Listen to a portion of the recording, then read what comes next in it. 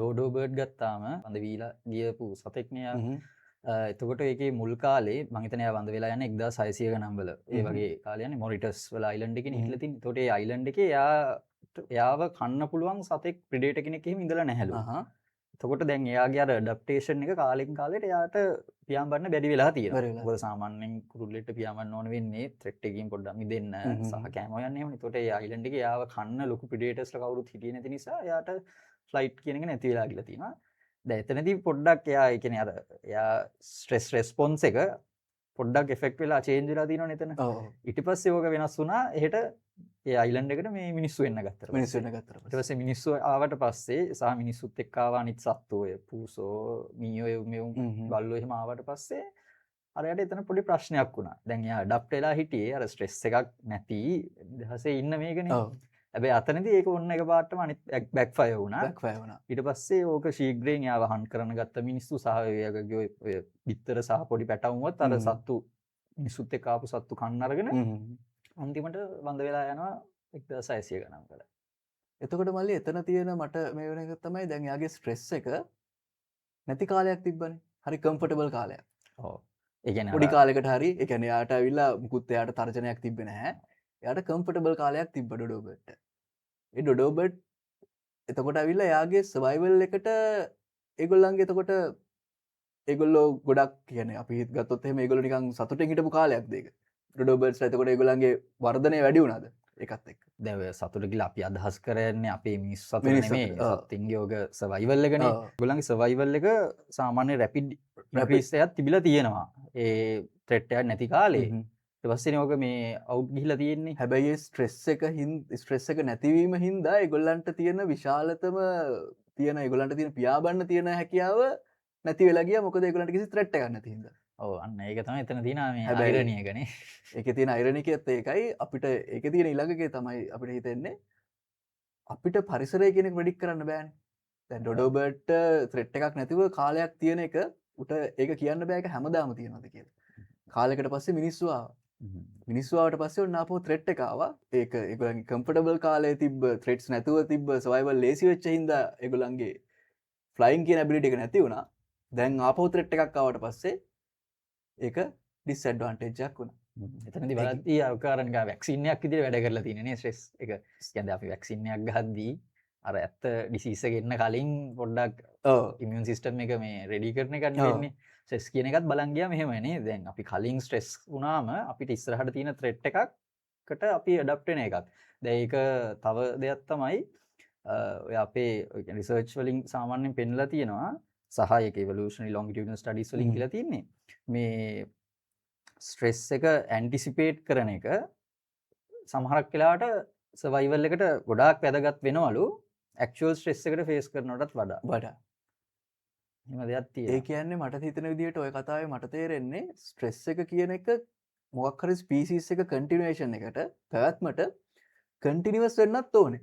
අනිවාර්යයෙන්. ස්ට්‍රෙස් එක නැති කාලයක් ආවොත් එහෙම ඒකෙන් එයාට ඒ කියන්නේ කම්ෆර්ටබල් කාලයක් ආවොත් එහෙම විතෝත් එහෙම කම්ෆර්ට් සෝන් එකට ගියොත් එහෙම එයාගේ තියෙන ඇබිලිටිස් නැති වෙනවා. නැත්නම් ඕකනේදී අපි ආර්ට් වලත් කියන ඔය ගඟක් ගලාගෙන ගියත් ඔය අතු මේවා බෙන්ස් තියෙන්න ඕනේ කියන එක. ඇත්තට මේක හරිම මේ ඉන්ටරෙස්ටිං කතාවක් ඩොඩෝ බර්ඩ්ගේ. එතකොට ඇත්තටම මල්ලි දැන් මේ කතාව ගත්තොත් එහෙම දැන් සත්තු ගත්තොත් එහෙම අනිත් සත්තු ගත්තොත් එහෙම ඇත්තටම ඒක සත්තුන්ට ස්ට්‍රෙස් එකක් විදිහට දැනෙනවද? අපිට හම්බෙන අනිත් සත්තු ගත්තොත් එහෙම බල්ලෝ පූසෝ නැත්නම් ඊට කලින් ගත්තොත් බැක්ටීරියා ලෙවල් එකේ ඉඳලා ස්ට්‍රෙස් එක ඒක ඒගොල්ලන්ගේ නිකන් ලයිෆ් එකේ අපිට ආලෝකය එනවා වගේ නිකන් එක තව සංවේදනයක් විතරයිද නැත්නම් ඒගොල්ලන්ට ඒක නිකන් නෙගටිව් විදිහට දැනෙනවද නැද්ද? ඒකේ මම හිතන්නේ පොඩි දෙපැත්තක් තියෙනවානේ. අපි ඕක නිතරම මෙහෙන් කතා කරලා තියෙනවා. දැන් ඔය මට ඕක හැම වෙලෙම මතක් වෙන පොත තමයි සැපොල්ස්කිගේ Why Zebras Don't Get Ulcers කියන පොත. එතනදී ආ ඒතකොට පැහැදිලි කරනවා සාමාන්‍ය සීබ්‍රා කෙනෙක් වගේ සතෙක් ත්‍රෙට් එක ආවම තමයි එයාගේ මේ සිංහෙක් හරි මොකක් හරි සතෙක් ආවම සිම්පතටික් නර්වස් සිස්ටම් එක ඇක්ටිවේට් වෙනවා. ඊට පස්සේ ආ එතනින් පැනලා ගියාට පස්සේ ඕක ආයි පැරාසිම්පතටික් නර්වස් සිස්ටම් එකට ඇවිල්ලා හොමියෝස්ටේසිස් වෙනවා. නෝමල් බැලන්ස් එක වෙනවා. හැබැයි ඔක මිනිස්සුන්ගේ වෙනස්නේ. ඒක එතන තියෙන ප්‍රශ්නේ. අපේ ආයි අපේ අර පොඩ්ඩක් අපි ඇඩ්වාන්ස් නිසා අපේ ඔය ත්‍රෙට් එක ඇන්ටිසිපේට් කරන්න පුළුවන් හැකියාව තියෙන නිසා අපේ ඕක ඕවරෝල් නිතර වෙනකොටනේ සිම්පල් නර්වස් සිස්ටම් එක ඇක්ටිවේට් වෙන්නේ. ඊට පස්සේ අපි ඕක ක්‍රොනික් ඉල්නසස් දක්වා යනවා. හැබැයි ඔතන මෙහෙමකුත් තියෙනවා. දැන් අපි සතෙක් සාමාන්‍යයෙන් හිර කරාට පස්සේ දැන් ඕක උදාහරණයක් ගත්තොත් මාළුවෙක් ඒක සාමාන්‍ය අපි ඒක දන්න කතාවනේ පොඩි ටැංකියක ඌව දාලා හිටියොත් එයාගේ growth එකත් ස්ටන්ට් වෙනවා. වැඩෙන විදියත් අඩු වෙනවා, වෙන ලෙඩ රෝග වෙනවා, කලින් මැරෙනවා. ලොකු ටැංකියක ඉන්නවට වඩා. හැබැයි අන්න එතනත් ඉෆෙක්ට් එක ඉතින් ඒක බලපාන්නේ මිනිස්සු නිසා නේද එතන. සත්තුන්ට ඒක ඇවිල්ලා මට හිතන විදිහට ඒගොල්ලන්ගේ සර්වයිවල් එකේ එසෙන්ෂල් ෆිනොමිනා එකක් නේද? ස්ට්‍රෙස් කියන එක ඒගොල්ලෝ ස්ට්‍රෙස් කියන විදිහට දකින්නේ නැහැ ඒක. අපිනේ ඒක ස්ට්‍රෙස් කියලා ස්ටඩි කරන්න පටන් ගන්න. මොකද ඒක අපිට බලපාන ගොඩක් විදිහට.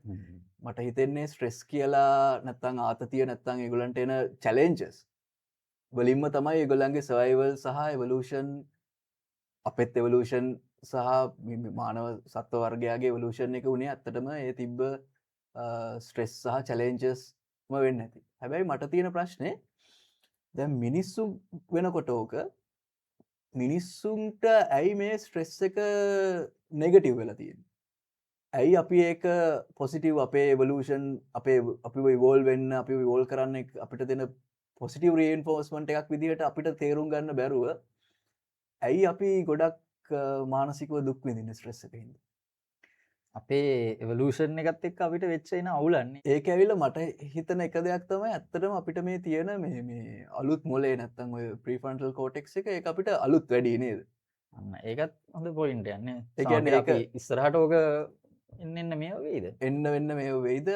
ඒ වගේම එකක් තමයි මට හිතෙන්නේ ඇවිල්ලා දැන් අනිත් සත්තු අපි දන්න විදිහට ඒගොල්ලන්ට එන ඉමෝෂන්ස් නැත්නම් හැඟීම් වලින් ගොඩක් ඒගොල්ලෝ මේව කරන්නේ. හැඟීම් වලට ටක් ගාලා ෂණික ප්‍රතිචාරයක් දක්වනවා. උදාහරණයක් විදිහට අපි ගත්තොත් එහෙම අපි